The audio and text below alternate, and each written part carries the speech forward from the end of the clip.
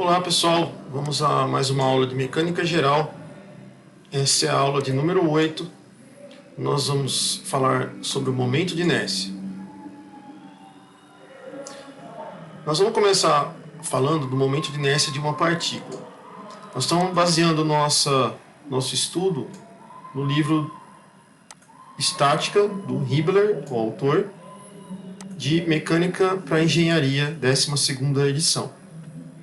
Bom, o momento de inércia de um objeto em relação a um eixo, então se eu tenho um eixo aqui, um objeto, ele está girando em torno desse eixo, ele vai ter um certo raio, um raiozinho. Esse momento de inércia desse objeto, que tem uma certa massa, ele é uma propriedade do objeto, tá, que faz esse objeto resistir a uma variação da sua velocidade vetorial angular em relação a esse eixo. Portanto, nós podemos definir o nosso momento de inércia como I igual, tá? Então nós vamos chamar de uma variável I, que é proporcional ao raio que esse objeto faz em relação ao eixo, ao quadrado, né? E a massinha dele está colocada aqui. Então, I igual a mRI quadrado. A massa é dada em quilogramas e R é a distância do objeto em relação ao eixo, dado em metros. Se o sistema, no caso a nossa massinha, tá, possui um momento de inércia que é muito elevado,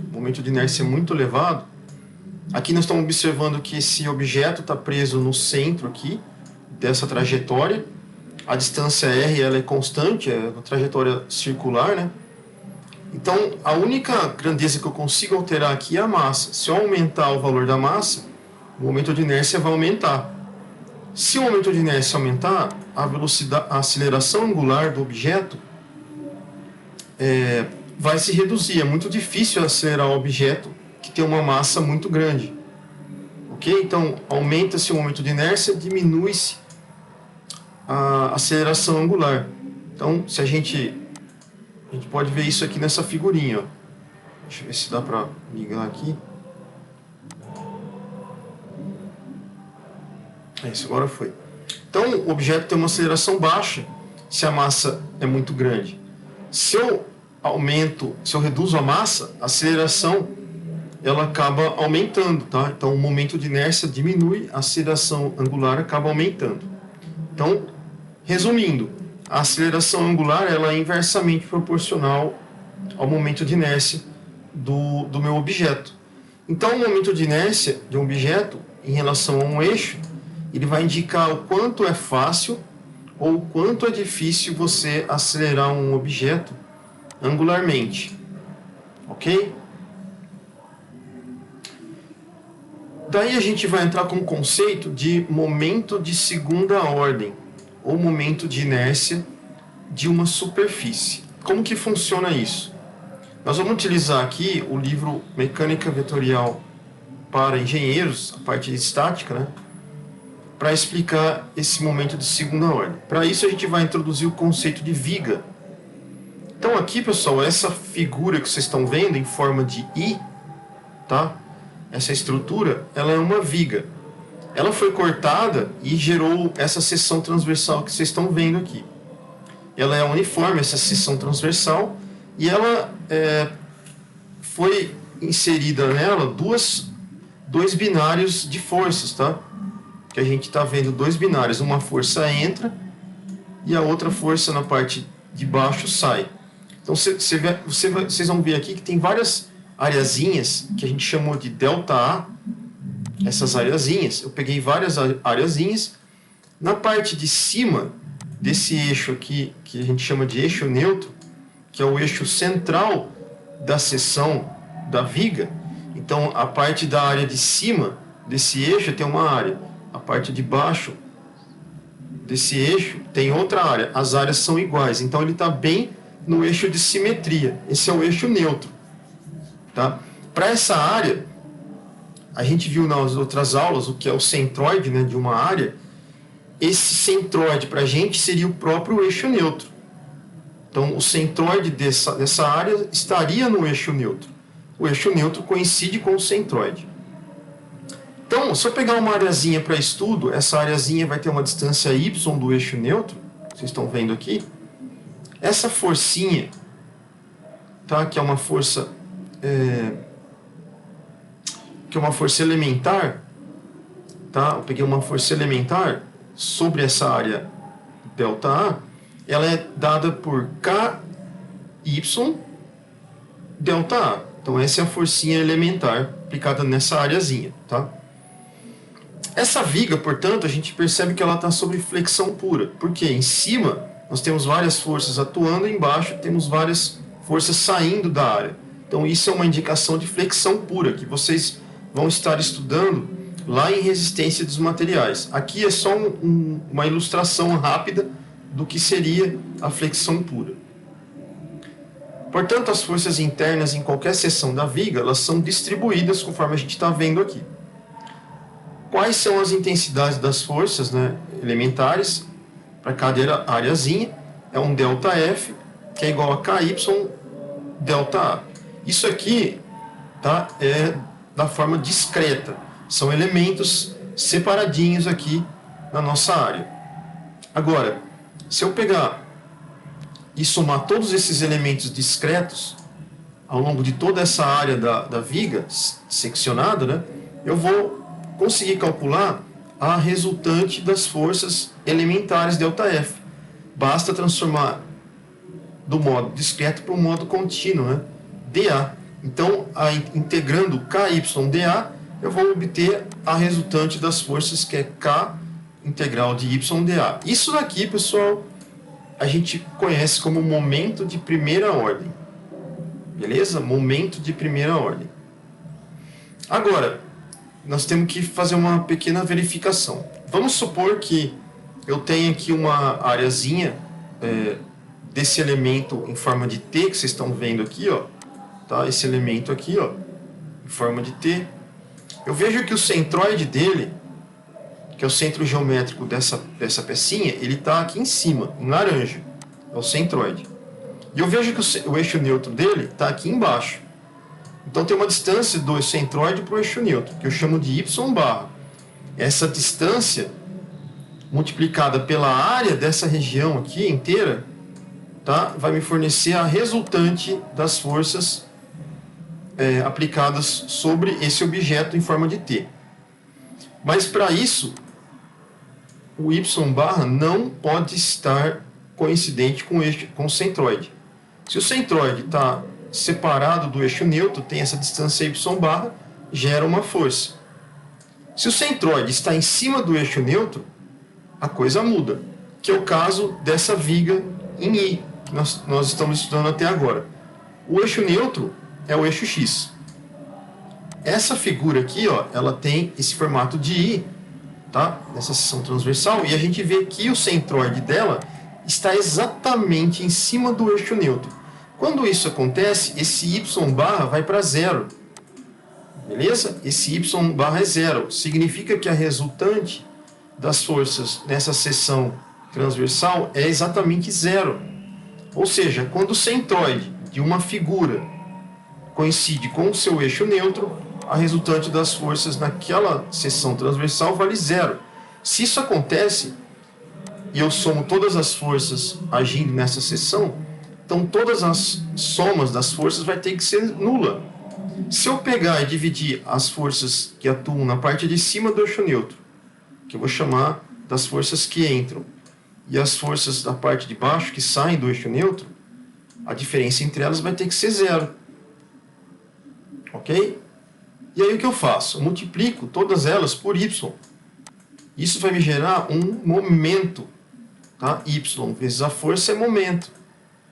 Então, o momento que entra, devido à presença dessas forças na parte superior, e o momento que sai, devido à presença dessas forças na parte inferior, vai ter que ser igual a zero. Significa que o momento que entra é igual ao momento que sai para essa seção transversal. Então, como tem momento entrando na seção e saindo na seção, isso vai me gerar um binário desse tipo aqui, ó. Tá? Então eu vou ter esse momento aplicado a essa área aqui, que é ΔMx, y, ΔF. Passando esse momento para o modo contínuo, né? Substituindo anteriormente aqui por ky, ΔA, eu vou ficar nessa condição. Passando o modo discreto para o modo contínuo, nós vamos chegar nessa integral e o k eu vou tirar da minha integral. O k vai ficar fora. Portanto, o momento, devido à aplicação dessas forcinhas elementares ΔF aqui, ó, para uma viga, vai ser igual a k, a integral y² dA. Ou seja, isso é o nosso momento de inércia para uma viga, tá? Que é chamado também de momento de segunda ordem. Essa demonstração, pessoal, foi só para informar que o nosso momento de inércia vai ter essa cara nas nossas equações. Tá? Nós não vamos utilizar toda essa demonstração nos exercícios. Então, tudo isso foi para mostrar isso daqui, que o momento de inércia é esse termozinho aqui. Então, vamos dar um exemplo. Um problema de hidrostática. Então, a gente tem aqui uma represa. Essa represa tem uma comporta, essa comporta aqui. Aqui está a água, né? E no fundo da represa, na comporta aqui, ó, na parte da barragem, né, tem uma comporta, que às vezes ela é aberta ou às vezes ela fica fechada, para saída e entrada de água. E aí eu vou pegar nessa comporta circular uma areazinha, que ela é uma areazinha ΔA, perdão, e eu vou fazer uma forcinha elementar nela, ΔF. Essa forcinha elementar, ela tem a seguinte cara, ela é o peso específico vezes a distância da areazinha em relação à superfície da água, vezes o ΔA, ok? Beleza. Aí a pergunta que a gente faz, qual que seria a força resultante exercida pela água sobre a comporta? E qual que seria o momento resultante em relação a essa linha X aqui, ó, devido à presença da força agindo a essa distância X da superfície da água. Então, a resultante das forças nós temos que achar e o momento. Então, como que a gente começa? Bom, a gente vai representar por y como a profundidade do elemento de área em relação à superfície. Então, y está aqui. O gama, tá, é o peso específico da água. Todos os fluidos, na mecânica dos fluidos, eles têm uma propriedade que é chamada de peso específico. O peso específico, ele é dado pela densidade da água, por exemplo, do fluido, vezes a gravidade. Tá? Então, se eu tenho o valor da gravidade, multiplico pela densidade, eu tenho o peso específico do fluido. O óleo tem um peso específico, a água tem um peso específico, o mercúrio tem um peso específico. Cada fluido tem seu peso específico, tá?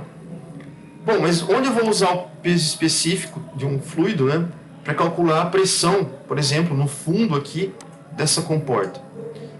A gente sabe que a pressão de um fluido a uma certa distância y da superfície, entre a superfície da água e o ar, né, por exemplo, é dada pelo peso específico vezes a distância da profundidade. Então, se eu tenho a profundidade onde eu quero calcular o meu peso, tá, que nesse caso aqui a profundidade vale y, é só multiplicar o peso específico que você tem a pressão no fundo da água, no fundo da região, da comporta onde você quer calcular, né? Eu sei que a pressão é força sobre área. Então, a força é a pressão vezes a área. Só que a pressão, ela vale exatamente o peso específico vezes y. Está aqui, ó. E aí, transformando partes discretas para contínuas, basta eu integrar para achar a resultante das forças lá no fundinho, onde eu estou calculando a minha pressão, né? A força que eu faço na comporta. E aí, eu tenho o peso específico, que é sempre constante, né? Eu tiro ele da integral, então ele vai ficar aqui fora, e aí eu vou chegar nisso daqui. Então, a força resultante aqui no fundo da comporta, tá? Ao longo de toda essa comporta circular, ela vale a integral de y/dA multiplicado pelo peso específico. Beleza? Então, essa é a nossa equação para resultante, para essa situação. Agora, para calcular o momento resultante, devido à presença dessa força a uma distância y da superfície da água, basta você pegar que a variação de momento é y delta F. Delta F é pressão vezes delta A, y gama delta A. Substitui, você vai chegar aqui. Transforma isso aqui de discreto para contínuo, integrando. Então, integrando, ó, eu vou chegar nessa condição. Tiro o gama para fora da integral, fica aqui o gama. Integral y quadrado dA. Então, isso aqui, pessoal, seria o momento de inércia da pressão feita aqui embaixo em relação à superfície X aqui, né? Que a gente já determinou. Beleza? Então, isso aqui é um exemplo de aplicação de mecânica dos fluidos, né? Da parte de momento de inércia. Vocês vão ver isso daqui mais especificamente dentro da disciplina mecânica de fluidos. Bom, mas como que eu vou determinar o momento de inércia analisando uma superfície como essa daqui que a gente está vendo? Então, primeiro você dá as coordenadas para essa superfície, x e y. Então, você tem uma arinha A, né? Você pega um elemento de área dA dessa superfície, dá as coordenadas dele em relação a x e y, por exemplo. Beleza? E aí você vai tirar os momentos de inércia. Então, os momentos de inércia, por exemplo, em relação a x, ao eixo x, você está calculando a possibilidade, os valores, né, do momento de inércia, quando essa área está girando em relação a esse eixo x, rotacionando, né? Então, o momento de inércia em relação a x é igual à integral da área, A. Como você está calculando em relação a x, você tem que trocar o valor aqui e elevar ao quadrado. Então, é y quadrado dA. Se eu quisesse calcular o momento de inércia em relação a y, eu vou integrar em relação à área do x quadrado dA. Então, essas duas equações vocês guardem no seu formulário, que nós vamos estar utilizando para a resolução de todos os exercícios aí. Beleza? Tudo isso voltado para a parte de momento de inércia em relação a áreas. Vamos calcular o nosso primeiro momento de inércia de uma superfície retangular. Então, está aqui a superfície, né, retangular, y e x, tá? Esse retângulo tem uma largura B e uma altura H. A primeira coisa que eu vou fazer é selecionar um elemento de área dA. Esse elemento de área tem uma largura dy e tem um comprimento B, tá? Sendo que a área dA é B vezes dy. Então está aqui o nosso dA. Como eu sei que eu quero calcular o momento de inércia daquela área em relação a x, então basta escrever essa equação aqui, ó, que é y quadrado dA. Então vou escrever, ó, y é igual a o momento de inércia é x, né? É o y quadrado vezes dA. Só que o nosso dA é bdy, então por isso que ele pôs aqui já direto, ó. E aqui, ao invés de colocar um yx, né, que é o momento de inércia de x, ele simplesmente colocou dx, porque nós estamos calculando um elementozinho de área, né? Beleza? Então, isso aqui é a equação inicial.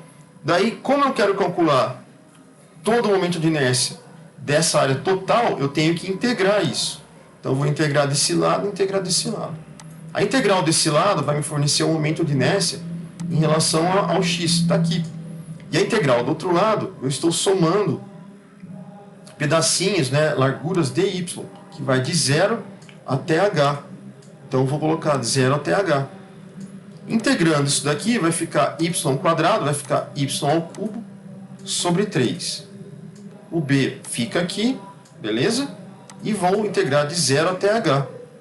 Substituindo, né, o y por h, vai ficar h ao cubo, b quadrado sobre 3. Então, o momento de inércia de um retângulo como esse, em relação ao eixo x, é sempre bh ao cubo sobre 3. Isso não muda, pessoal, viu? Então, o que você percebe, né? Que o momento de inércia em relação a esse eixo aqui, ó, em relação ao eixo x, que é o lado menor, tá? O lado menor, ele vai ser o b, e o h, que é o lado maior, você vai levar ele ao cubo, certo?